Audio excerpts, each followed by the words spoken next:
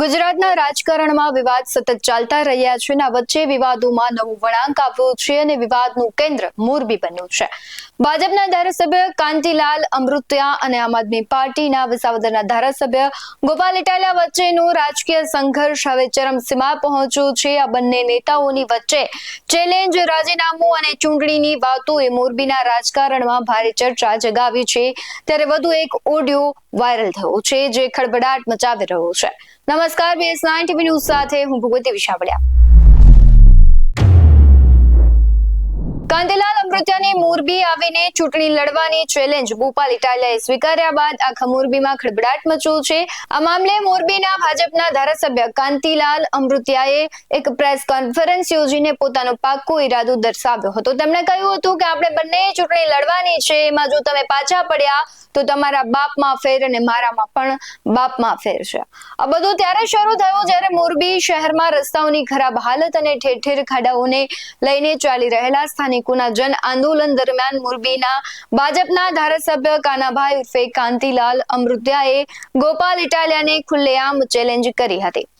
કાંતિલાલ અમૃતિયાએ ઇટાલિયાને મોરબીમાં ચૂંટણી લડવા માટે પડકાર ફેંક્યો, જેની સાથે ₹2 કરોડનું ઇનામ પણ રાખ્યો હતો.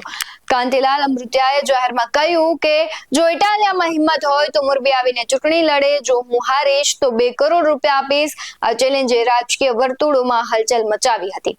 જો કે કાંતિલાલ અમૃતિયાની આ પડકારભરી ચેલેન્જને ગોપાલ ઇટાલિયાએ પણ હસતા મોઢે સ્વીકારી. ગોપાલ ઇટાલિયાએ એક વિડીયો બનાવીને કાંતિ અમૃતિયાને પડકાર ફેંક્યો. તેમણે કહ્યું કે હું તમારી ચેલેન્જનો સ્વીકાર કરું છું, પણ મારી એક શરત છે. 12 તારીખે બપોરે 12 વાગ્યે પહેલા તમે ધારાસભ્ય પદેથી રાજીનામું આપી દો. ગોપાલ ઇટાલિયાએ કહ્યું હતું કે મોરબીની જનતા હવે જાગૃત થઈ ગઈ છે, એટલે મોરબીના ધારાસભ્ય કાંતિ અમૃતિયાના પેટમાં તેલ રેડાયું છે.